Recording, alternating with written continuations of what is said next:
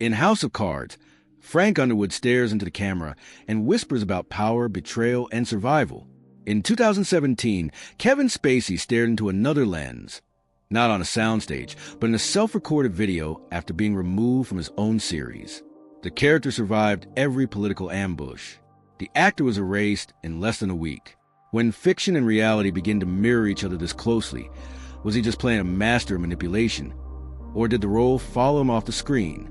Long before the accusations, Kevin Spacey had already mastered the art of playing men who lived behind a second face. In 1996, he won his first Academy Award for The Usual Suspects, a film built around a character whose true identity is revealed only at the very end. The performance relied on deception, calm voice, limping walk, a man underestimated until the final frame. In 2000, he won Best Actor for American Beauty. Lester Burnham was not a hero. He was a man unraveling quietly behind suburban normalcy. Again, a life split between surface and hidden truth. Then in 2013 came House of Cards. Netflix reportedly invested over $100 million into its first 2 seasons. Spacey was not only the lead, he was executive producer. The series broke television tradition by releasing all episodes at once. It helped redefine how audiences consume power stories. Frank Underwood looked straight into the camera and confided in viewers. He spoke about loyalty as leverage, about weakness as currency, about survival at any cost. The show earned Golden Globe recognition. It became one of the most watched series on the platform during its early global expansion. By the mid-2010s, Spacey had become synonymous with calculated authority, on screen and within the industry. So when allegations emerged in 2017, audiences did not just see a headline. They saw the shadow of a character who had taught them how power works. Was that resemblance coincidence, or the reason the fall felt so immediate and absolute? Kevin Spacey was born Kevin Spacey Fowler on July 26, 1959, in South Orange, New Jersey. His early environment did not resemble the polished confidence he later projected on screen. His father, Thomas Jeffrey Fowler, worked as a technical writer and held strict, often rigid views. The household operated under discipline, but not always stability. The family moved repeatedly during Spacey's childhood, relocating across states in search of opportunity and financial footing. Each move meant new classmates, new social hierarchies, and new expectations. Adaptation was not optional. It was survival. Children raised in shifting environments often develop heightened awareness. They learn to read tone before words, posture before statements. Spacey became observant. He learned how to anticipate reaction and adjust accordingly. That instinct later translated into performance skills that felt controlled and deliberate. During his teenage years in California, he attended Chatsworth High School. Drama classes offered a structure that contrasted with unpredictability at home. On stage, rules were defined. Dialogue had boundaries.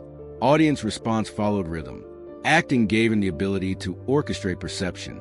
If a line landed well, applause followed. If silence filled the room, he recalibrated. The stage became a laboratory for influence. He eventually dropped Fowler and adopted Spacey, his grandmother's maiden name. The name change signaled reinvention. Identity could be edited. Presentation could be refined. In an industry where perception shapes opportunity, this lesson proved foundational. After high school, Spacey moved to New York to pursue acting seriously. He enrolled at Juilliard for a period, though he did not complete the program. Formal certification mattered less than discipline. Theater demanded precision and stamina. There were no retakes. Every performance unfolded in real time. That pressure reinforced composure under scrutiny and sharpened his ability to maintain control even when tension rose. Unlike many aspiring actors who cultivate visibility through exposure, Spacey guarded his personal life carefully. Interviews centered on craft rather than intimacy. Relationships were rarely discussed publicly. This privacy was not accidental. It created separation between persona and private reality. Distance builds mystique, and mystique can translate into authority. Over time, a pattern emerged. Spacey gravitated toward roles involving concealment, ambiguity, and layered motives. The alignment between personal restraint and professional character choices became noticeable. He appeared comfortable portraying men who held secrets. From early on, control shaped both survival and ambition. He learned to manage rooms before he managed sets. He learned to adjust identity before he adjusted scripts. The foundations of performance were built on observation and calibration. When a person becomes skilled at presenting controlled versions of himself, where does authenticity reside? And who decides which version is real? By the early 1980s, Kevin Spacey was no longer simply studying performance. He was shaping it. New York theater became his proving ground. Off-Broadway roles required precision rather than glamour. There were no elaborate marketing campaigns, no global premieres. Success depended on craft. Directors valued reliability. Cast members valued discipline. Spacey built his reputation quietly, scene by scene. His ascent did not follow the typical celebrity arc. He did not dominate magazine covers or cultivate tabloid intrigue. Instead, he accumulated credibility within artistic circles. Theater is an ecosystem built on trust. Miss a cue, and the audience notices. Lose composure, and the scene fractures.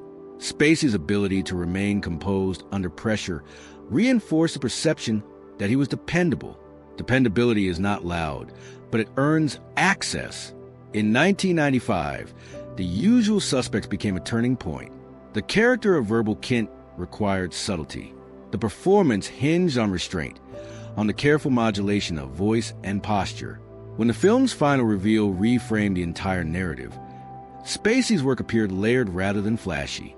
In 1996, the Academy awarded him Best Supporting Actor. The recognition signaled that complexity, when controlled, could command the highest honors. For years later, American Beauty positioned him differently. Lester Burnham was not a villain, yet he carried moral ambiguity. The character navigated dissatisfaction behind suburban routine. Again, Spacey portrayed a man living between surfaces. In 2000, he won Best Actor. 2 Oscars within 4 years placed him among an elite group, but instead of amplifying celebrity, he deepened institutional ties. In 2004, he accepted the role of artistic director at London's Old Vic Theatre. This decision altered his trajectory. He was no longer only performing inside the system, he was shaping it.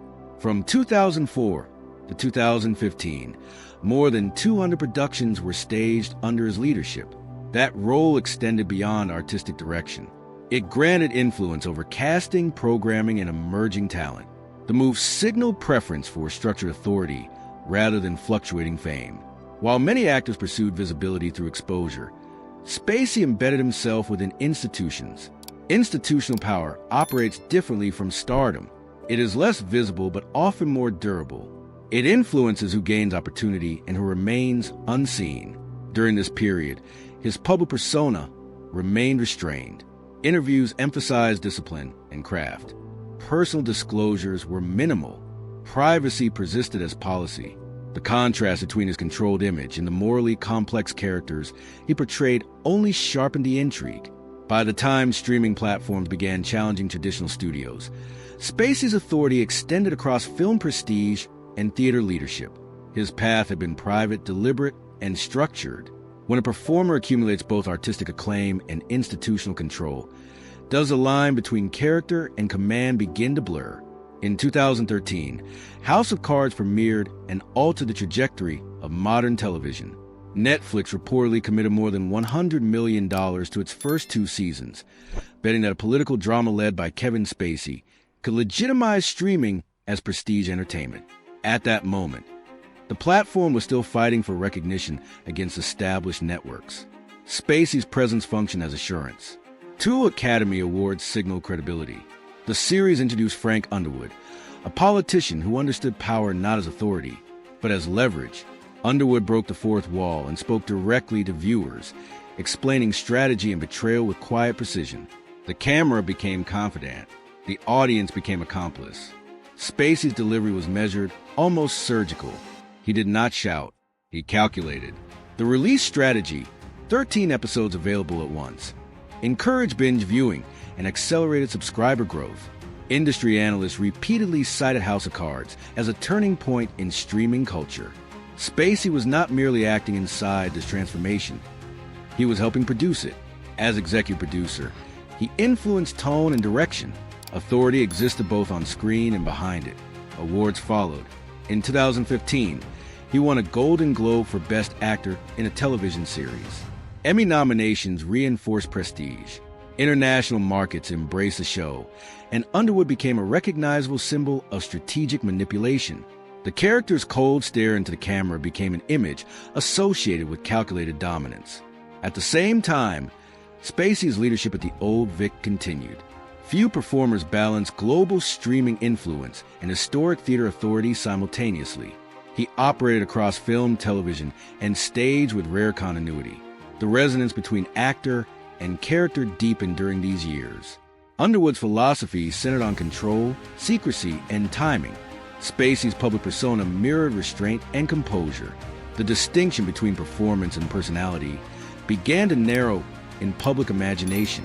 By the mid-2010s, Spacey embodied a specific archetype, the intelligent manipulator who always anticipated the next move.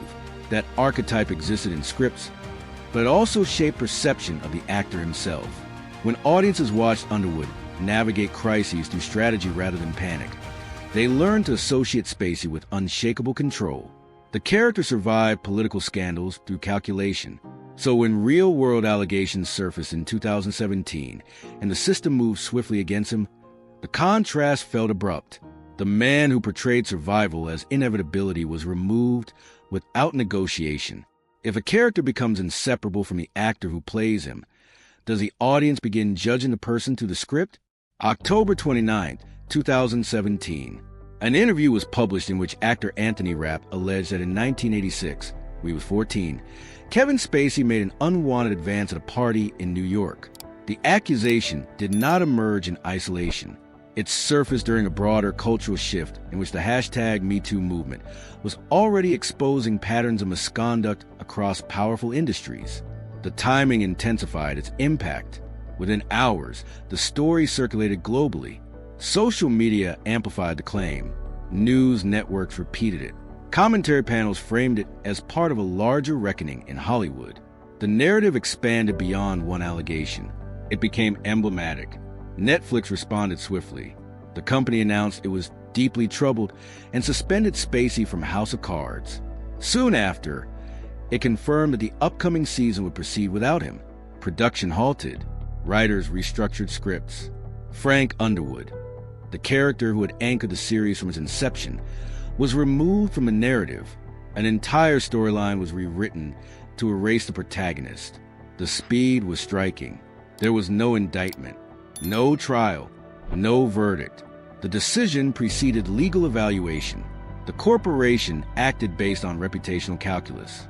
Risk mitigation replaced presumption of continuity. The consequences extended beyond one series. Director Ridley Scott ordered that Spacey's completed scenes and all the money in the world be res-hot with Christopher Plummer. The decision required reassembling cast and crew and incurring significant costs weeks before release. Yet the studio judged that distance from controversy outweighed expense. Additional allegations followed. Several individuals claimed misconduct connected to Spacey's tenure at the Old Vic Theater between 2004 and 2015. The institution publicly acknowledged that it had received complaints relating to that period. Associations once regarded as professional achievements now became points of scrutiny. Spacey issued a public statement in response to the initial accusation. He stated that he did not recall the incident as described and, in the same message, announced that he chose to live as a gay man.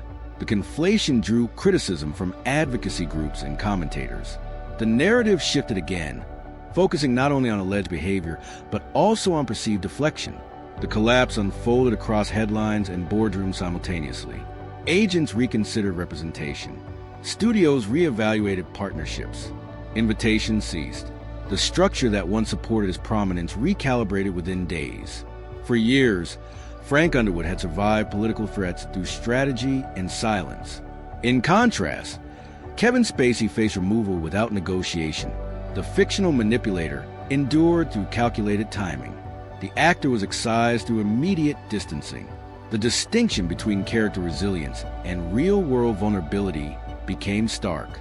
The audience who once watched Underwood dismantle opponents now watched the system dismantle the actor. When a corporation rewrites a narrative before a courtroom speaks, is that a precaution or a verdict delivered by market forces? As headlines multiplied, the crisis shifted from corporate distancing to legal confrontation.